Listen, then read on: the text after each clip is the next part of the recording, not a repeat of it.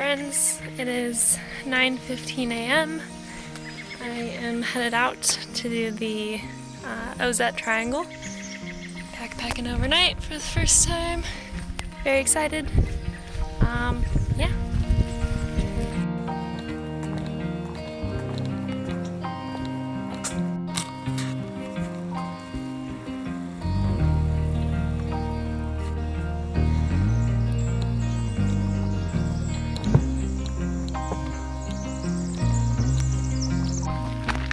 I just took my first little pause to shed a layer. The temperature is actually really nice right now. It's still kind of cloudy up above, so it's pretty cool. It is kind of humid though. And yeah, it's 10:15. I managed to do that at exactly an hour, which is kind of funny. I'm not tracking this one on an app or anything, so I don't know how far I am. I'm not going to worry about that this time, but yeah, I've seen a bunch of cool slugs and of course all the amazing plants and trees, so yeah.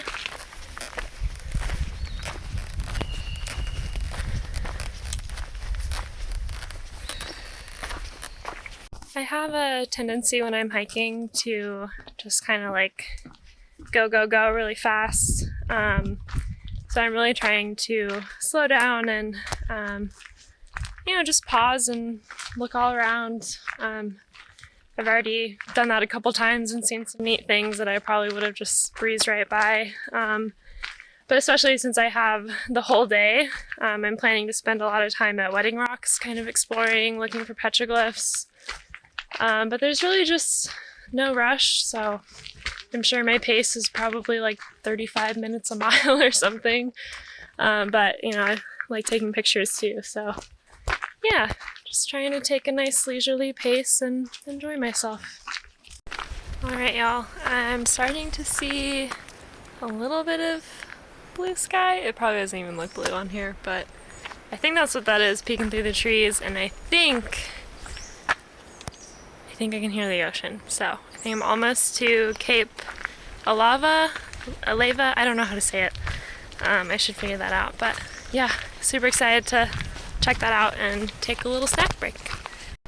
There's a lot of things that I've fallen in love with out here already, but I think one of my favorite things about being in the coastal area of the Pacific Northwest is that you can be hiking in this lush, incredible rainforest, and then suddenly,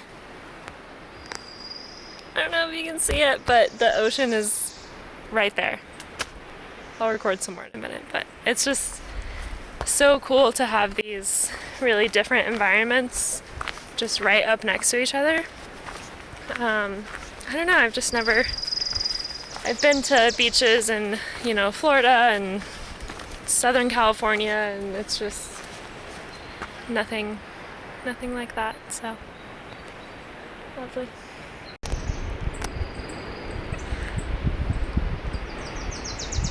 Alright, I had a little snack, enjoyed the view for a minute. I'm gonna go ahead and get going. My plan is to hit Wedding Rocks. It'll be about at high tide time. It's only about a mile from here, and then that's where the petroglyphs are. So I'm going to make some lunch and then just hang out, explore for a few hours, try to find as many petroglyphs as I can, and then wait for the tide to go back down, and I'll probably start hiking again around 3 or so, halfway between that high and low tide, 3 or 4. I have to look at it again. I have the tide chart, but yeah, and then I'll be at camp this evening, so I'm glad that I got my trusty hiking stick out before I started this little leg down the beach, because there's all this driftwood that you have to go under and over and around. Also, just like all the seaweed is getting kind of stuck on the bottom. Makes it a little bit tricky. I think it's probably a little bit harder right now because it is only about an hour, a little under an hour until high tide. So I'm imagining if that wasn't the case that, you know, I could be hiking clear over there. Maybe there wouldn't be so much debris. I'm not totally sure, but just a guess. So if you choose to do this hike, you know, you kind of have to decide where you want to hit the high tides. The way I'm timing it is because I don't want to use the two overland trails between Wedding Rocks and Sandpoint, so I'm trying to time it to hit those at low tide rather than hitting this at low tide. And I don't know, maybe I'll have more of an opinion on it when I'm done, but that's what we're doing for now. I'm gonna try to get, I don't know, through there, maybe, we'll see. Wish me luck.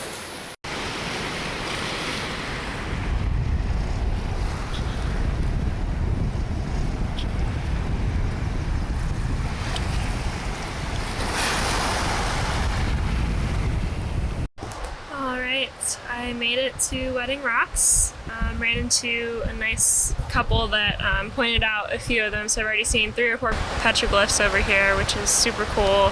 Anyway, they were really nice. The guy said he's been coming out here for 50 years, which is really cool.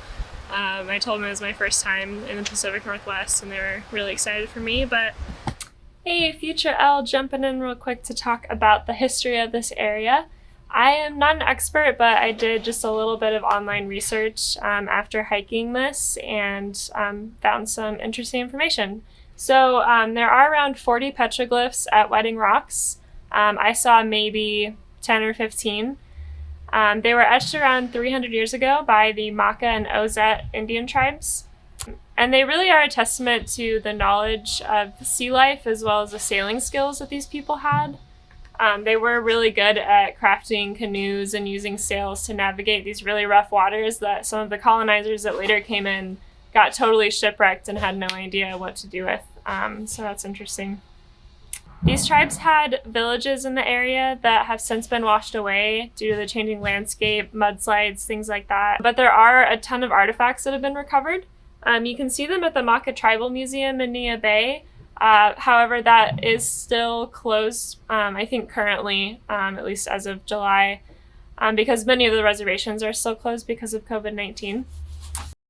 According to the Maka tribe website, in the 1700s, thousands of tribal members died from smallpox, tuberculosis, influenza, whooping cough, all these different epidemics that were introduced by European colonizers.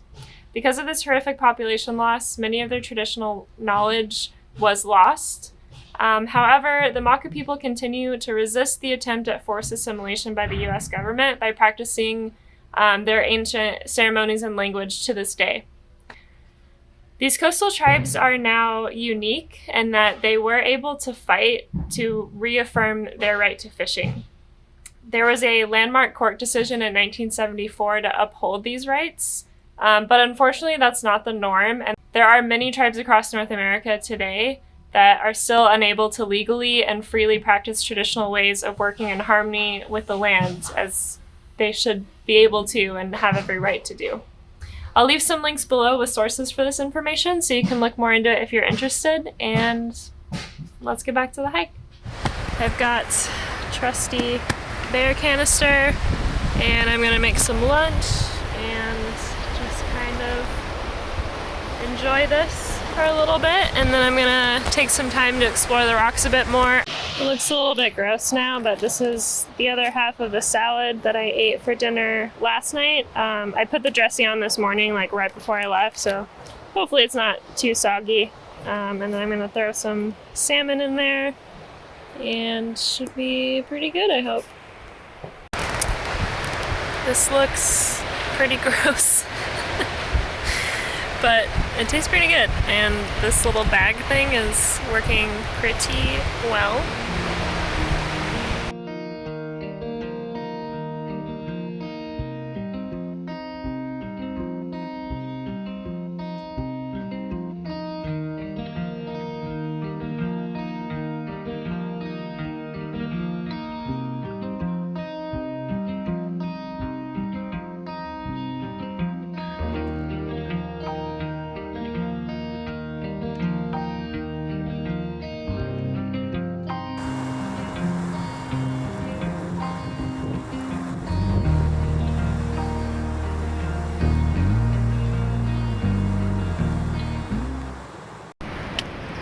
Okay, I'm really glad that I stayed a couple hours over here at Wedding Rocks. I got to put the backpack down, have a snack, 2 snacks, and climb around on the rocks, which was really fun. And the tide has gone out pretty considerably, just in the 2 hours that I've been sitting here, hanging out here since high tide, and it's really cool to be able to walk around. I just saw a snake, which I didn't know that there would be snakes by the ocean. I don't know. They are beautiful. And a couple more petroglyphs. There's one like right over there, and then I'll try to show this one. I think it's a whale. It looks like there's a fish inside of it. But this was under the tide just a little bit ago, so I would have totally missed this one, and I'm surprised that it's not more eroded than it is. It's cool that you can still see it. But yeah, it's beautiful. The sun is out now. It's very warm and very nice. I met some really nice people too, so that's always good. Good trail buddies. Sun finally got to me. I went down to just the shorts. I was just wearing these under my pants today, so it made it really easy to just remove a layer. I'm not sure if I would do that again though. I mean, it was like nice and easy, but I feel like the hip belt was really rubbing a lot, and I think part of it was having, you know, underwear and then shorts and then pants and having all those seams. So I don't know, but still loving it. I saw some seals a minute ago. My new camp friend told me that there are sea otters that you can see at the camp, so hopefully they're still there, or I'll get a chance to see them at some point, because I have never seen sea otters in the wild, and that would make me super happy. This is probably the worst angle in the world.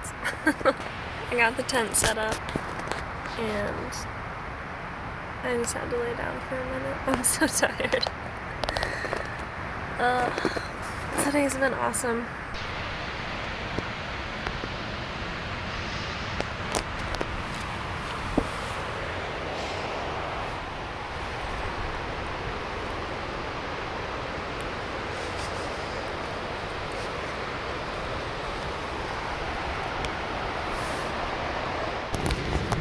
Took a couple bites of food at camp, and then I was like, what the hell am I doing?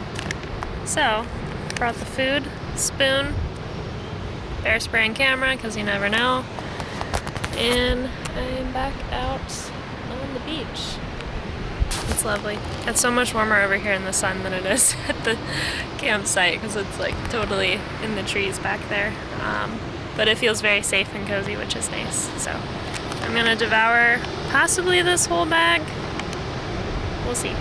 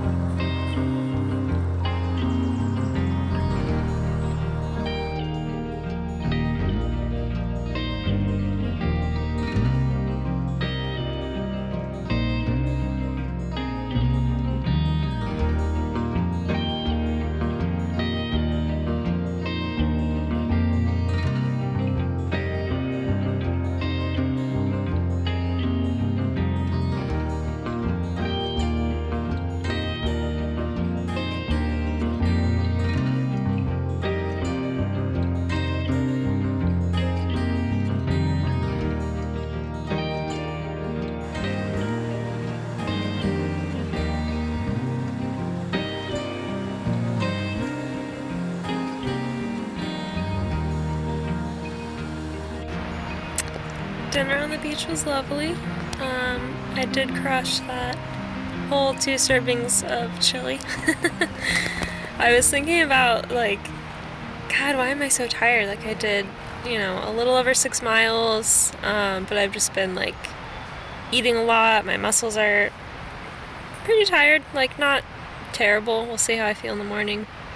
But I realize I like shouldn't be so hard on myself like that, because even though 6 miles is not like crazy for me for like a day hike, I'm carrying so much more weight than I'm used to. I don't know exactly what it is because I don't have a scale in the car, but definitely significantly more than I'm used to. And also, you know, there's a lot of walking on sand, climbing over rocks, things like that. I just checked Google Fit. It says that I went 8.79 miles today. I don't know how accurate that is. It was just tracking me hiking all day, so maybe I actually went almost 9 miles today, which would explain the tiredness a little bit more. Anyway, I'm gonna get back to reading and maybe go to bed. It's like 8 o'clock.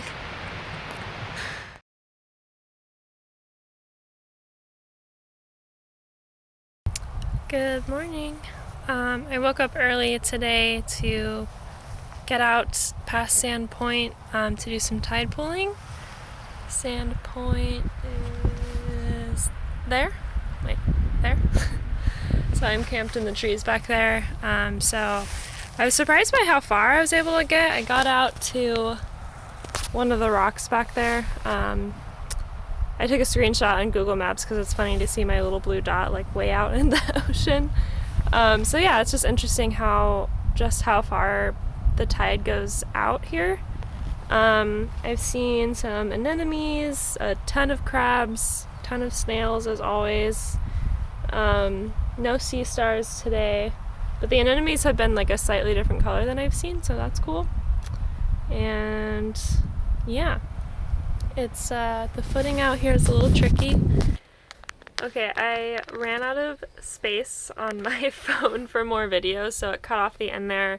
But I think I was just gonna say basically the footing's really tricky because there's so many plants, so much seaweed that's really slippery, and then also of course there's so many things that are alive, and that's like something I struggle with the tide pools because I have really loved doing it, but you're always risking like stepping on a little creature, and so you always want to try to step on bare rock, which I was doing as much as I could, and that's basically why I had to turn around, because there just wasn't bare rock anymore. It was like stepping on snails and barnacles, or stepping on seaweed and probably slipping and falling and crushing more things. So really just not a good scenario. I got out as far as I could, turned back around, but it was still a really cool start to the morning. So we're just gonna do a quick campsite tour before I make some breakfast.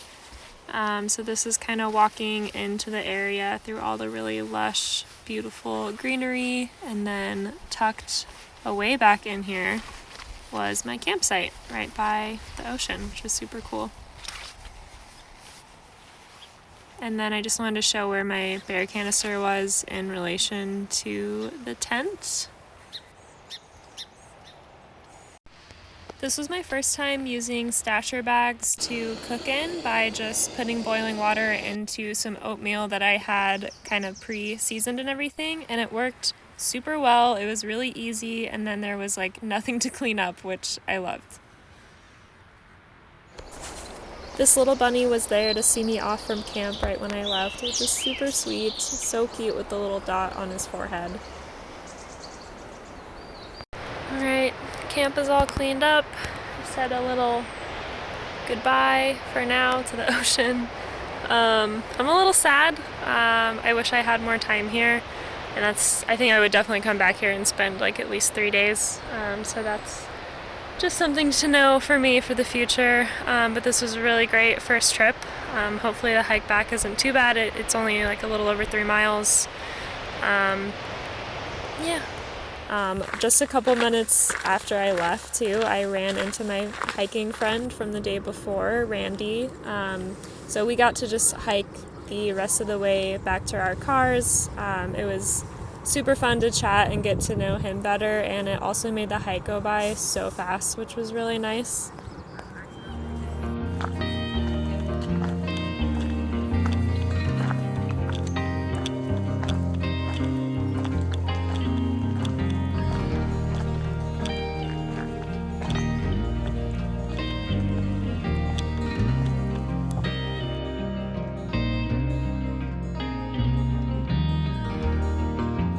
So much for watching this video today. I'd really appreciate it if you like and subscribe to my channel if you like this kind of stuff.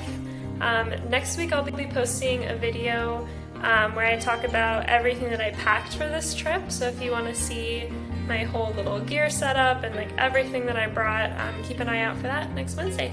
See you then.